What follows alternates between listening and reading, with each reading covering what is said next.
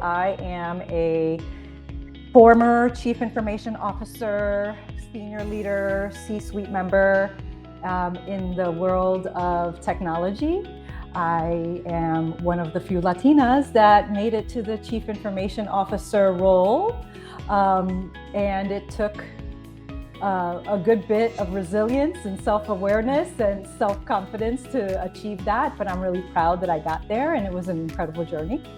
I served in technology operations leadership for more than 20 years in legal, nonprofit, profit, education industries in the realm of technology. I developed a talk called What's Your Frequency, based on my analogy, the metaphor, that when we aren't communicating on the same frequency with our teams or colleagues, all we hear is static in between the stations.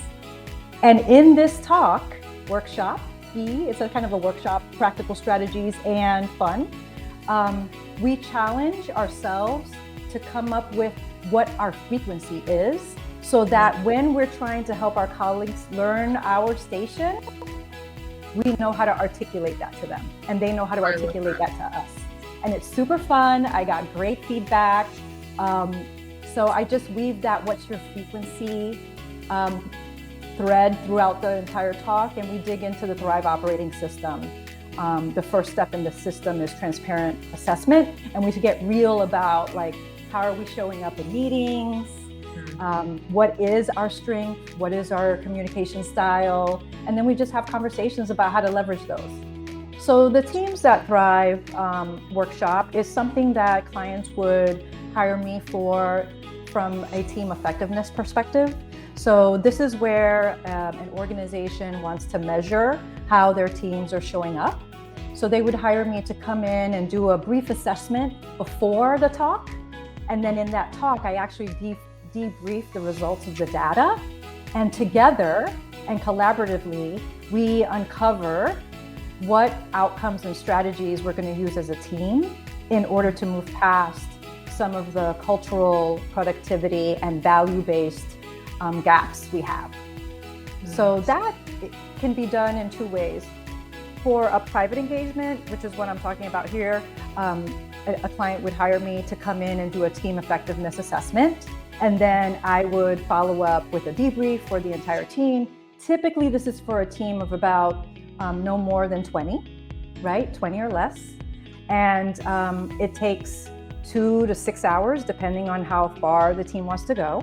So it's a longer engagement, but they leave with action items, agreements, and goals to work on as a team to move forward in the areas of productivity, culture, and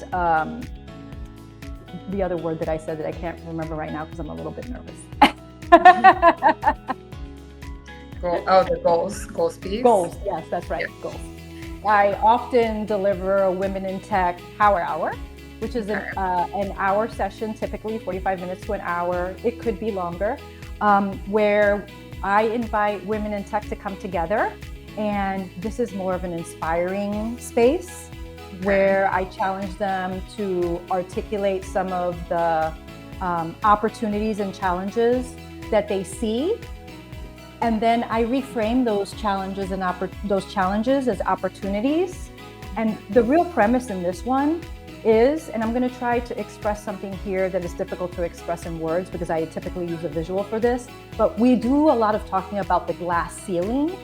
And I challenge every participant in the Women in Tech Power Hour to observe their own internal glass ceiling and how internally we ourselves have a ceiling, and that ceiling is actually the one that needs to be broken through versus the perceived glass ceiling of the system.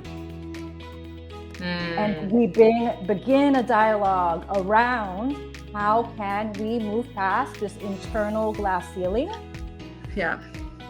and the perceived glass ceiling that exists in the system related to women in tech, so that we can show up with new words, so that we bring more of what we need in our roles intentionally. So really just challenging that idea of a glass ceiling and what our role is there. One of the things that I think I do uniquely is I'm not a system basher. That's not my style.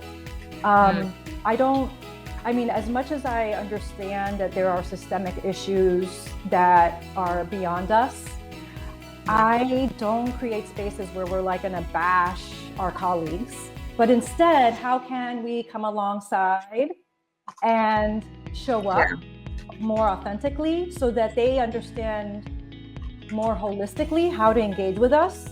Yeah. Right? Yeah.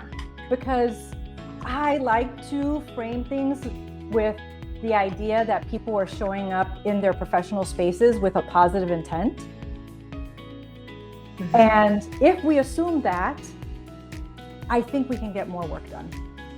Our technology teams, our technology organizations, our organizations generally require people who are differently minded at the table so that they can make the absolute most informed decisions. And my purpose here is to create that diversity of thought without causing upheaval, right? We can do this and it doesn't have to hurt. It can be fun. Or take much effort than what we're already doing. Yeah. And we don't have to burn ourselves out to get there.